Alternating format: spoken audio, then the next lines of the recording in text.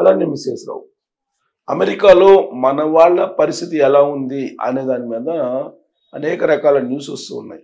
ప్రత్యేకించి భారతీయులు, ఎందుకంటే H1B వీసా ఎక్కువగా భారతీయులే పొందుతుంటారు. 70 నుంచి 80% మన ఇండియన్సే H1B వీసాదారులు అక్కడ ఉన్నారు అనేది ఇప్పుడు అక్కడ ఉన్నటువంటి అమెరికన్ మాజీ కాంగ్రెస్ నేతలు చెప్తూ ఉన్నారు. వాళ్ళు చేస్తున్నటువంటి ఆరోపణల ప్రకారం మద్రాస్ జిల్లాలో ఒకే ఒక జిల్లాలో కొన్ని వేల H1B వీసాదారులు ఉన్నారు, పెద్ద ఫ్రాడ్ చేస్తున్నారు భారతీయులు అని చెప్పి ఆరోపణలు చేస్తున్నారు. ఇలాంటి ఆరోపణలు ఇప్పుడు కొత్త ఏం కాదు, గతంలో కూడా అనేక సందర్భాల్లో ఆరోపణలు వచ్చాయి. ఇప్పుడు H1B వీసా ఉన్నంత మాత్రాన అమెరికాలో పదిలంగా ఉండొచ్చు, అమెరికాలో శాశ్వతంగా ఉండొచ్చు అనేటువంటి అభిప్రాయం లేదు, సడలిపోయింది. దానికి కారణం ఏంటంటే గ్రీన్ కార్డు ఉంటేనే అది శాశ్వత నివాసం కాదు మీకు అని చెప్పి ఉపాధ్యక్షుడు చెప్తున్నాడు, అమెరికన్ ఉపాధ్యక్షుడు చెబుతున్నాడు. అలాంటప్పుడు H1B వీసాను ఎవరు లెక్క పెడతారు? H1B వీసా ఉంటే ఒకప్పుడు అమెరికాలో సెటిల్ అయిపోయామా అనేటువంటి ఒక ఫీలింగ్ ఉండేది మన ఇండియన్స్లో. ఇవాళ H1B వీసా ఉన్నప్పటికీ కూడా ఉద్యోగం ఎప్పుడు పోతుందో తెలియనటువంటి సిచ్యువేషన్. అయితే ప్రత్యామ్నాయ మార్గాలను చాలా ఎంచుకున్నారు మన వాళ్ళు. అమెరికా వెళ్ళి అమెరికాలో ఉంటూ అమెరికాలో సంపాదిస్తూ అక్కడ ఉన్నటువంటి మెరుగైనటువంటి జీవన శైలికి అలవాటు పడినటువంటి వాళ్ళు ఎలాగైనా సరే అక్కడ ఉండాలని చెప్పి భావిస్తూ రకరకాల ప్రత్యామ్నాయ మార్గాలను వెతుక్కుంటూ అక్కడే ఉంటున్నారు. H1B వీసా ఉండి ఉద్యోగం లేకపోతే పరిస్థితి ఏంటి? వాళ్ళు నియమిత కాల ప్రకారం ఉద్యోగాన్ని సంపాదించుకోవాలి. అప్పుడు కూడా సంపాదించుకోలేదు అనుకోండి, 3 నెలలకు 4 నెలలకు 5 నెలలకు అలా ఇస్తారు వాళ్ళు. అప్పుడు కూడా ఇన్ టైంలో జాబ్ రాకపోతే H1B వీసా చెల్లదు. అందుకు ప్రత్యామ్నాయ మార్గం ఏంటి?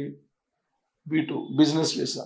బిజినెస్ వీసా తోటి కంటిన్యూ కావచ్చు. అందుకే అక్కడ ఉన్నటువంటి H1B వీసాదారులు జాబ్ పోతే కనుక ఇమీడియట్గా బిజినెస్ వీసా మీదకి చేంజ్ అవుతున్నారు.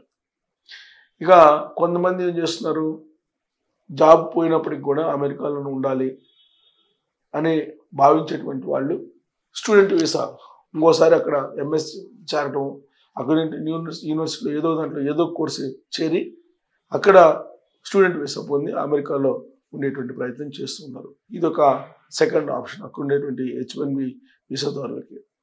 భార్యాభర్తలు ఇద్దరు ఎంప్లాయీస్ అయితే కనుక ఒకళ్ళకి ఉద్యోగం పోతే ఇంకొకళ్ళు డిపెండెంట్ వీసా తీసుకోవచ్చు, H4 వీసా మీద అక్కడ కంటిన్యూ కావచ్చు.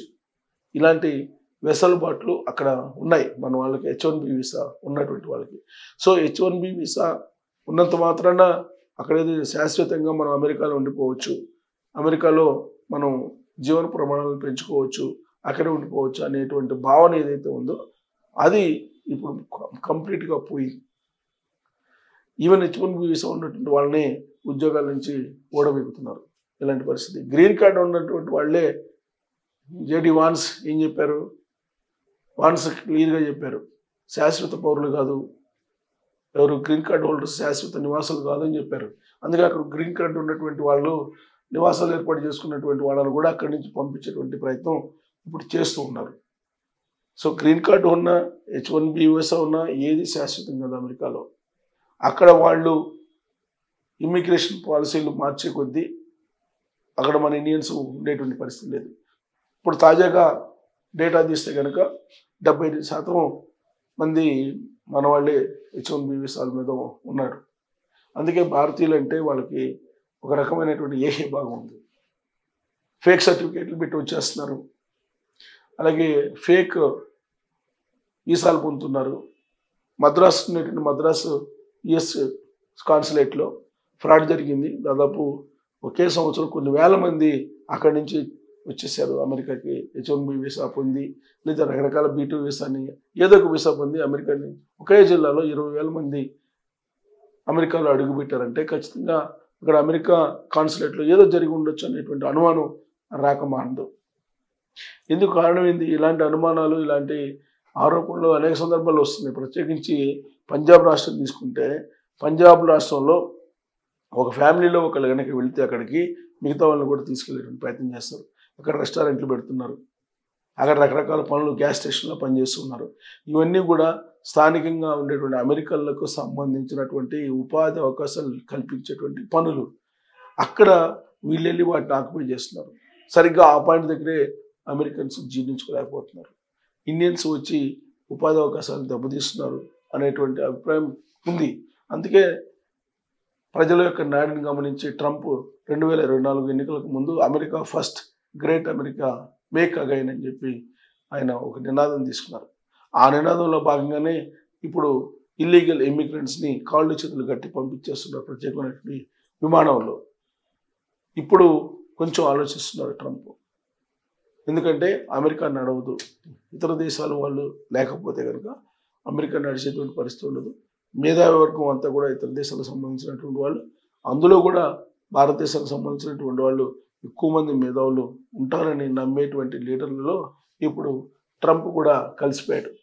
అందుకే ఒకవైపు ఆయన మారాడని చెప్పి సంబరపడాలో, లేదంటే H1B వీసాదారుల మీద నానాటికి కండిషన్స్ ఎక్కువ పెడుతున్నటువంటి క్రమంలో బాధపడాలి అర్థం కానటువంటి డైలమా స్థితిలో మన వాళ్ళు అక్కడ కాలం గడుపుతూ ఉన్నారు. జాబ్ ఆపర్చునిటీస్ కూడా తగ్గాయి. ఇప్పుడు తాజాగా రిపోర్ట్ ప్రకారం నా మిత్రుడు అమెరికా నుంచి ఒక ఆర్టికల్ పంపించాడు.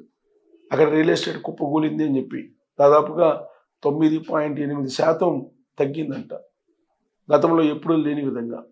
అయితే గత 2019 నుంచి గత 4 సంవత్సరాల నుంచి దాదాపుగా 70-80% రియల్ ఎస్టేట్ హైక్ అయిందంట. ఒక్కసారిగా ఇప్పుడు 10% పడిపోయింది సుమారుగా అని చెప్పి ఆయన పంపించినటువంటి ఆర్టికల్లో ఉండేటువంటి సారాంశం. అంటే ఆర్థిక మాంద్యం అమెరికాని చుట్టుముడుతోంది. ఏ క్షణమైనా అమెరికాలో ఆర్థిక పరిస్థితి కుప్పకూలేటువంటి అవకాశం ఉంది. అదే జరిగితే కనుక ప్రపంచం మొత్తం కూడా ఇబ్బంది పడే అవకాశం ఉంది.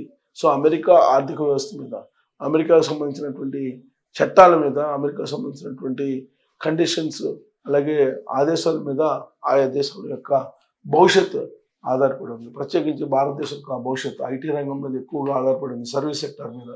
సర్వీస్ సెక్టారు మన బడ్జెట్లో సింహభాగంలో ఉంటుంది. ఆ సర్వీస్ సెక్టార్ని కనుక బలహీనపరిస్తే భారతదేశం వెలువెల్లాడిపోతుంది. అందుకే ట్రంప్ ఏమంటున్నాడంటే అవుట్సోర్సింగ్కి సంబంధించి ఎవరైనా సరే ఇతరులను తీసుకొస్తే అమెరికాకి వాళ్ళు $1,00,000 ఫీజు అని చెప్పి అంటున్నారు. సాధారణంగా కంపెనీలు ఏం చేస్తాయంటే అవుట్సోర్సింగ్కి తీసుకెళ్ళి తక్కువ శాలరీస్ పని చేయించుకుంటుంటారు. దానికి ఫుల్ స్టాప్ పెట్టాడు. సో ఇవన్నీ చూసిన తర్వాత ఆల్టర్నేటివ్ H1B వీసా ఉన్నప్పటికీ కూడా ఆల్టర్నేటివ్ కూడా తయారు చేసుకుంటూ ప్రత్యామ్నాయ మార్గాలు వెతుక్కుంటూ మన వాళ్ళు అక్కడ బిక్కబిక్కమంటూ బతుకుతున్నారు అనేది తాజాగా నివేదిక.